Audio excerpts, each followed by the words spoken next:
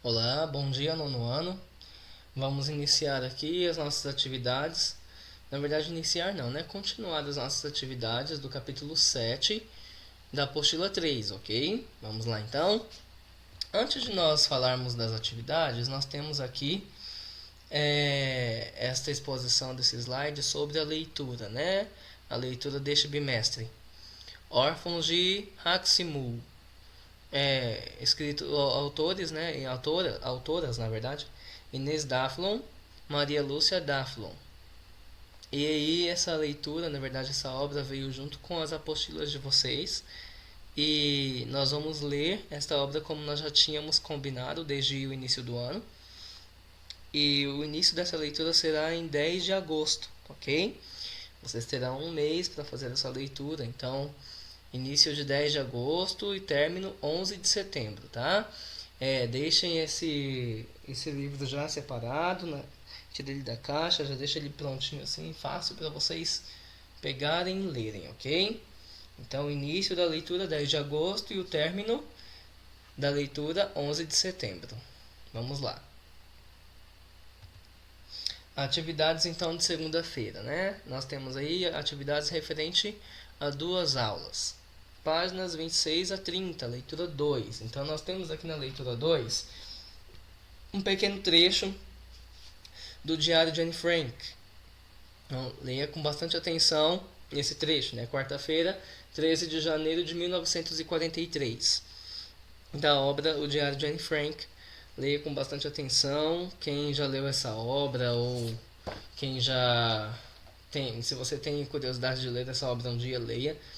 É um livro muito bom, espetacular, muito interessante mesmo, tá? E responda às atividades de interpretação escrita depois, de 1 a 10, ok? Até a página 30. Depois disso, nós temos atividades do livro de produção de texto na quarta-feira, referente a uma aula, certo? As páginas 97 a página 101. Vocês vão dar continuidade nas atividades sobre o gênero texto dramático. Nós já estávamos falando disso, né? Nós começamos falando disso na semana passada. Então, deem continuidade a essas atividades, ok? Da página 97, né? Na questão 7 até... questão 7 só, pelo que eu estou vendo aqui. E a questão 8, na verdade, aqui na página 98, é um trecho do texto Óbito do Autor. E esse trecho desse texto aqui é de uma obra de Machado de Assis. É uma obra muito famosa do Machado de Assis, que chama Memórias Póstumas de Brás Cubas. Então vocês vão ler esse trecho e responder também a atividade sobre esse trecho, ok? Leia com bastante atenção. Faça o que está sendo pedido aqui. Olha só que interessante. Leia o trecho de um romance de Machado de Assis, em que o personagem Brás Cubas conta sobre a sua morte logo após ter falecido. Ou seja, né? É um morto contando sua história, sua história de vida, né? Ele conta, ele conta a história dele depois que ele morreu. Depois faça uma adaptação desse trecho para teatro. Para isso, você precisará fazer um texto dramático da cena. Reescreva então o trecho e faça as adequações necessárias. Gente, lembrando uma coisa aqui: texto dramático não tem narração, ok? Mas esse trecho aqui do texto da obra de Machado de Assis é um trecho narrativo. Mas como que eu vou fazer então, professor? Se o texto dramático não tem narração, como é essa adaptação? Simples. Você vai adaptar usando as falas dos personagens que tem e usando as rubricas. O que são as rubricas? São trechos, na verdade, que indicam ações dos personagens. E essas rubricas, elas vêm entre parênteses, ou elas vêm em itálico. Se vocês leram com atenção o texto, vamos voltar um pouquinho aqui no texto do Alto da Compadecida, né?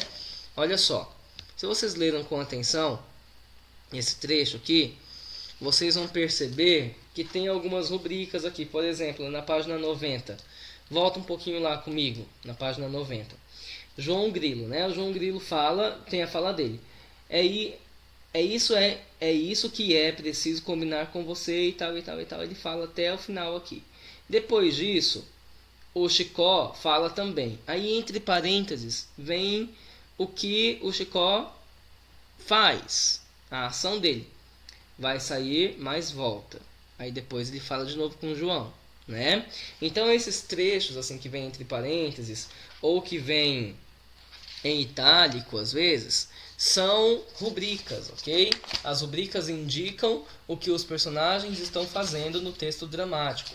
E é o que vocês vão fazer nessa questão 8 aqui na página 98, sobre usando de exemplo o texto do Machado de Assis, Óbito do Autor, ok? Então vocês vão ler com bastante atenção, tem que ter paciência, gente, para fazer isso aqui, tá? É interessante a atividade, bem legal para vocês adaptarem, então, somente esse trecho aqui nessas linhas.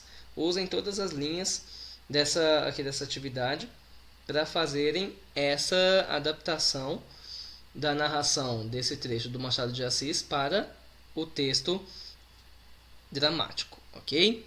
Depois disso, vocês vão ler aqui na página 99 mais um trecho, né? Mais um trecho de um texto de uma peça teatral, O Inspetor Geral, ok?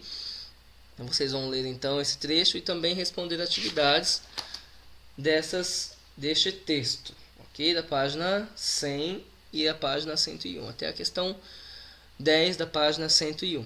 Entendido? Leiam com atenção, gente. Aqui, ó, por exemplo, né?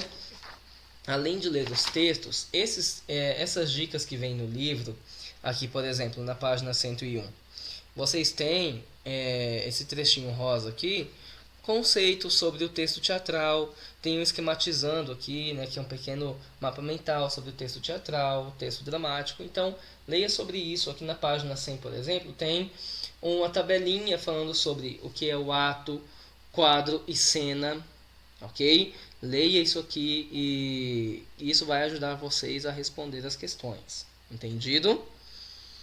Vamos lá então.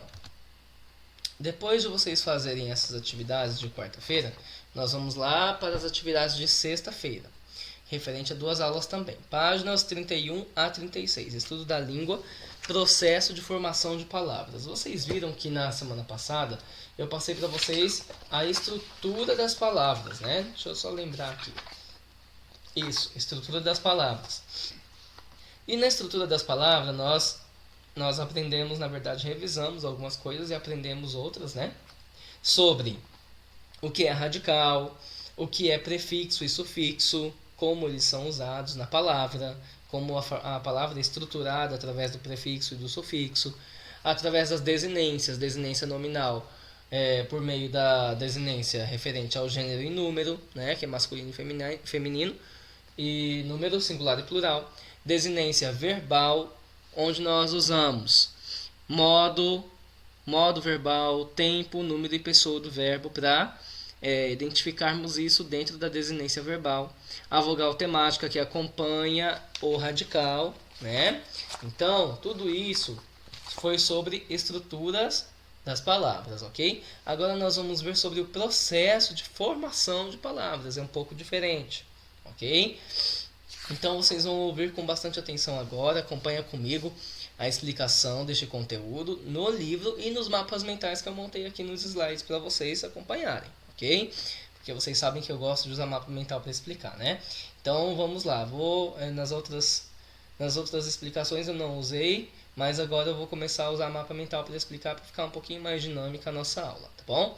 Em seguida, realiza as atividades até a questão 3 da página 36. Então, depois de vocês ouvirem a explicação sobre o que é a formação de palavras, sobre derivação e composição e tal, que nós já vamos ler sobre isso, aí vocês vão realizar essas atividades.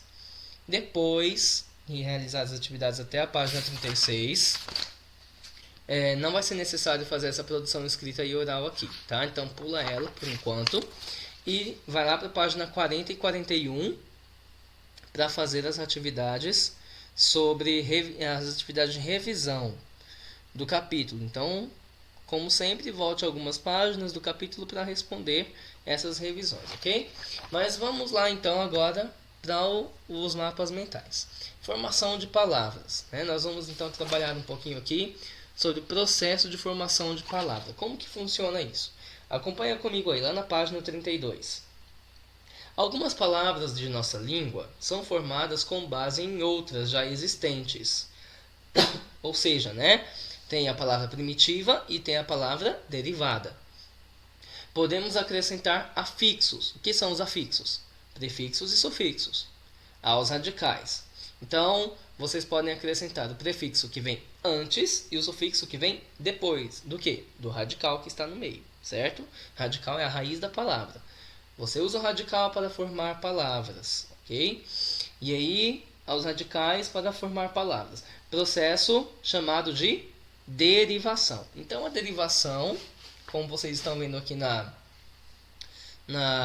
mapa mental, é o processo em que uma palavra já existente na língua, ou seja, uma palavra primitiva, dá origem a outra palavra. Ou seja, uma palavra primitiva que dá origem a uma palavra derivada. Ok?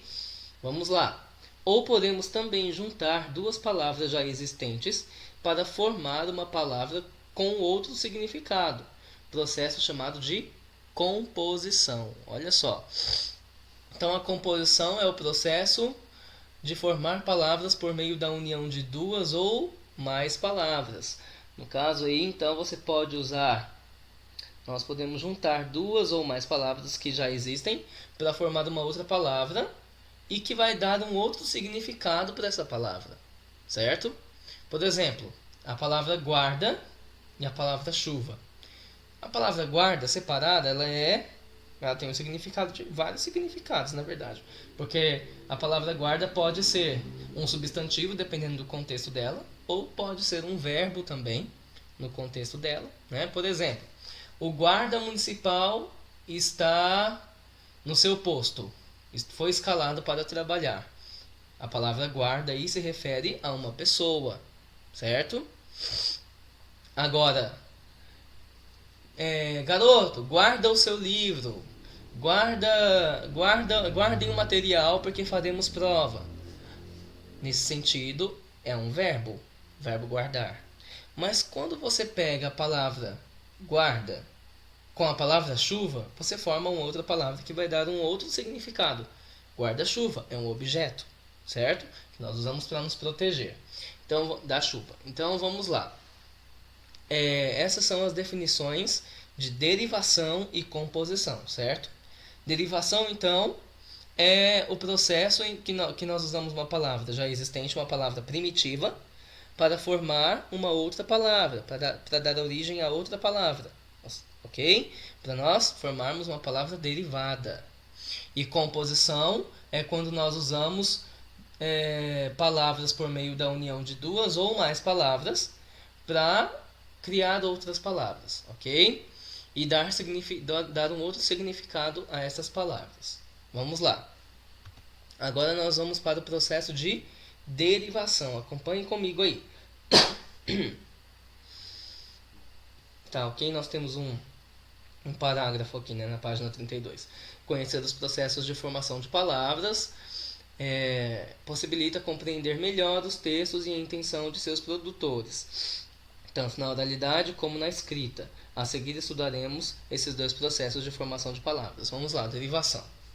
A derivação é o processo em que uma palavra já existente na língua, ou seja, a palavra primitiva, como eu já disse, dá origem a outra. E a palavra derivada dá origem a outra, que é a palavra derivada. Nós temos 6 tipos de derivação, ok? Então, vamos lá, vamos ver como funcionam, qual a função dessas 6 derivações. Derivação prefixal. Formação da palavra com um prefixo. Usei aqui o exemplo da palavra leal. Leal é o radical, certo? O radical é a base da palavra. É a palavra original, a palavra primitiva. Então, para eu colocar um prefixo aí, eu vou formar uma outra palavra. Mais leal. Vai ser a palavra desleal. Ok? Então, essa é a derivação prefixal, através do prefixo, no caso. Derivação sufixal é formado com o sufixo. O sufixo é o que vem depois do radical. Então a palavra leal mais o sufixo dade. Fica como? Lealdade. E quando nós temos também a derivação prefixal e sufixal ao mesmo tempo, tá? Então, quando nós usamos as duas, os dois, o prefixo e o sufixo. Formação com prefixo e sufixo. Exemplo, leal é o radical, certo? E aí depois nós temos aí o des, que é o prefixo, mais leal, que é o radical, e mais o sufixo dade. Como fica essa palavra? Deslealdade. Ok? Então, é assim que nós trabalhamos com o processo de derivação. A formação de palavras através da derivação. Essas são as três primeiras. Agora as outras. Derivação parassintética, derivação regressiva e derivação imprópria. Como funcionam esses tipos de derivação? A derivação parassintética é o acréscimo simultâneo de prefixo e sufixo ao radical, ou seja, eles são acrescentados ao mesmo tempo, certo? Mas a derivação parassintética não é a mesma coisa que derivação prefixal e sufixal? Não, não é a mesma coisa. Por quê? Porque na derivação prefixal e sufixal, se você tira o prefixo e o sufixo, vai ter a palavra ali, ela vai existir na língua portuguesa. Se você tira somente o prefixo, por exemplo, em deslealdade, se você tira o prefixo, vai ficar lealdade. Essa palavra existe na língua portuguesa. Se você tira só o sufixo e deixa o prefixo, a palavra desleal também existe na língua portuguesa. Então, não é a mesma coisa que derivação parassintética, porque na derivação parassintética você também acrescenta termos antes e depois do radical. Mas essa palavra vai existir somente se tiverem estes dois acréscimos. Se você tirar se você tirar o que foi acrescentado antes, um prefixo que foi acrescentado antes ao radical, não vai existir essa palavra no português. Se você deixar o prefixo junto com o radical e tirar o sufixo, essa palavra também não vai existir na língua portuguesa. Então, a derivação parassintética funciona assim.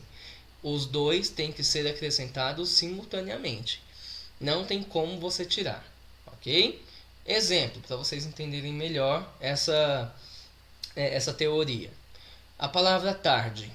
Vamos pegar a palavra tarde aí de exemplo. Em é o prefixo. Mais tarde, T-A-R-D, tarde, é o radical. Mais esser, que é o sufixo. Nós formamos a palavra entardecer. Mas, professor, então, não é a mesma coisa que derivação prefixal e sufixal. Não. Se você tirar o sufixo esser, existe a palavra entarde? Eu vi o entarde. Estava muito lindo o entarde hoje. Existe isso? Não existe a palavra entarde. Existe a palavra entardecer. Tira o prefixo agora.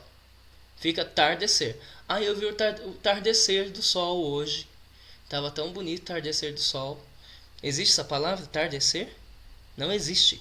Então, entardecer, ok? A palavra é entardecer. Essa palavra é uma derivação parassintética, assim como anoitecer também. Nós temos um exemplo aqui na apostila, certo? E aí vocês podem ler aqui esse trecho, que é a mesma explicação que eu acabei de falar para vocês da palavra que pode ou não existir na língua portuguesa, tá? Derivação regressiva. Derivação regressiva são as palavras formadas por derivação regressiva, os substantivos originados dos verbos terminados em ar e er, ou er, né? Aos quais são acrescentadas as vogais a, e ou o. Então vamos aqui ao exemplo da apostila, depois nós vemos o exemplo aí do mapa mental. O verbo debater e o verbo gritar. Forme aí na derivação regressiva, você regrediu o verbo a um substantivo. Regrediu o verbo a um substantivo. Debater para debate. Gritar para grito. Ok? Então, olha aí, o verbo debater transformado no substantivo debate tem a vogal temática como a vogal E, certo? A última vogal ali. E o verbo gritar transformado no substantivo grito, que tem a vogal temática como a vogal O. Entendido? Aqui, no exemplo do mapa mental, não é diferente. Exemplo, verbo comer, transformado no substantivo comida, né? E ali o verbo cantar, transformado no substantivo canto. Entendido, turma? Agora vamos para a derivação imprópria. Derivação imprópria é a mudança de classe gramatical da palavra, sem que haja acréscimo ou supressão de elementos em sua forma. Olha só, então aqui nós temos, gente, algo muito interessante, né? Porque a classe gramatical são as classes de palavras, são as classes morfológicas, sabe aquelas 10 classes que nós estudamos desde o 6º ano? Pois é, substantivo, adjetivo, artigo, numeral, pronome, verbo, advérbio, preposição, conjunção, interjeição, né? São as 10 classes de palavras. Quando você pega uma mesma palavra e coloca ela com outro sentido de outra classe gramatical, você está fazendo uma derivação imprópria, ok? Mudança de classe gramatical. Exemplo da apostila, vamos lá. As garotas saíram para jantar. A palavra destacada aqui é o verbo jantar. Olha aí, é um verbo, né? A ação delas foi de sair para jantar. O outro exemplo. O jantar estava uma delícia. É exatamente a mesma palavra, mas o contexto ali do verbo da palavra jantar não é um verbo, ele é um substantivo. É um nome, certo? É um nome que nós damos a um momento de alimentação durante a noite, no comecinho da noite ali, certo? E aqui no exemplo, no mapa mental, nós também temos o canto do pássaro é lindo. Eu canto bem. O primeiro exemplo, o canto do pássaro. O canto do pássaro, esse canto aí é um substantivo, porque nós estamos nos referindo o que ele faz, né? É o canto dele. E depois, o segundo exemplo, eu canto bem. Nós estamos nos referindo a uma ação. A ação de alguém que canta bem, do verbo cantar. Entendido? Então, essas são as formas de derivação da palavra, ok? Através da formação de palavras. Agora nós vamos para a composição. Né? Parece que é um pouquinho trabalhoso, mas depois que você pega o jeito, é rapidinho, é facinho de aprender. E vocês têm também aqui na apostila, tem material disponível aqui no vídeo para vocês consultarem sem problema nenhum, ok? Vamos lá então. A composição é menos já, né, gente? Porque na derivação são 6. Na composição nós temos 2 tipos de composição aqui. Composição por justaposição e composição por aglutinação, ok? Vamos lá para a apostila então. A composição é um processo de formar palavras por meio da união de 2 ou mais palavras. Há 2 tipos de composição: composição por justaposição e composição por aglutinação. A composição por justaposição trata-se da união de 2 palavras sem que haja mudança de pronúncia delas. Ou seja, gente, olha aí, né? Nós temos então a união de 2 palavras sem mudança na pronúncia delas e na escrita também. Ou seja, continuam sendo pronunciadas e escritas exatamente como antes da composição. Olha o exemplo. Palavra passatempo. Passa mais tempo. Deu a palavra passatempo. Observe. A pronúncia e a escrita é a mesma. Só o significado que muda, né? Mas a escrita e a pronúncia permaneceu a mesma coisa, tá? Girassol, gira mais sol. Você só dobra a consoante S. Girassol, temos aqui a mesma pronúncia, a mesma escrita. Na verdade, a escrita foi alterada só para acrescentar um S aí, mas a pronúncia é a mesma, ok? Nós temos exemplos aqui no mapa mental, né, que é a união de duas palavras, não há mudança na pronúncia e nem na escrita. Ponta mais pé, que dá a palavra pontapé. Observem, olha aí, ó. Ponta é uma palavra isolada, né? Pegue a ponta da corda e segure. O seu pé está inchado. Pontapé. Pontapé é uma outra palavra com um outro significado. Algodão doce. Algodão é uma palavra que tem um significado e doce é uma palavra que tem um outro significado. Quando você forma algodão doce, aí dá um significado diferente, ok? Algodão doce também, gente, é uma composição por justa posição, ok? E aí, no caso, nós usamos o hífen para algodão doce. Ah, então quer dizer que existem palavras com hífen da composição por justa posição e palavras sem o hífen? Sim, exatamente. É exatamente assim. Existem palavras que vão ser composição por justa posição, sem hífen e com hífen, ok? Sendo dessa forma, que não tenha mudança na pronúncia e nem na escrita. Composição por aglutinação. São palavras que sofrem modificações em sua pronúncia e escrita. Diferente da justa posição, né, gente? Então, a composição por aglutinação são palavras que sofrem modificações.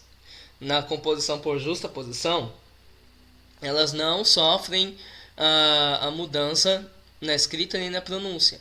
Na composição por aglutinação, sim, sofre mudança na pronúncia e na escrita. Olha o exemplo aqui na apostila, né? Ocorre quando após a composição uma das palavras sofre modificações e em sua pronúncia ou grafia. Boquiaberto. A palavra boquiaberto é formada pela palavra boca mais aberto. Embora, formada por três palavras, ó.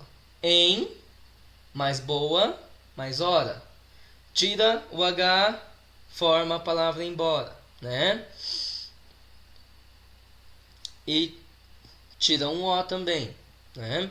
E aqui no boquiaberto você tira o C, o CA e coloca QUI para formar a palavra boquiaberto. Então aqui já tem toda uma modificação.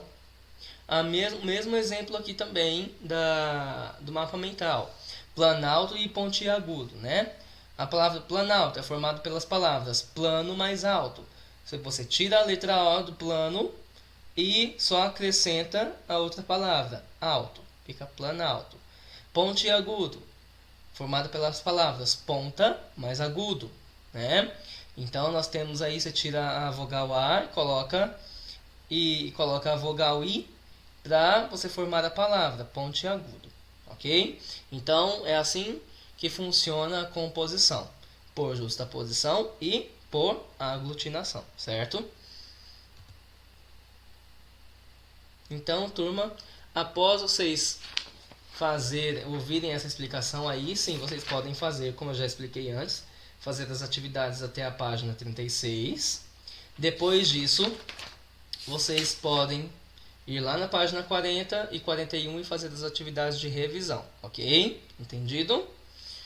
É isso aí. Essas são as nossas atividades dessa semana, ok? Tchau, tchau.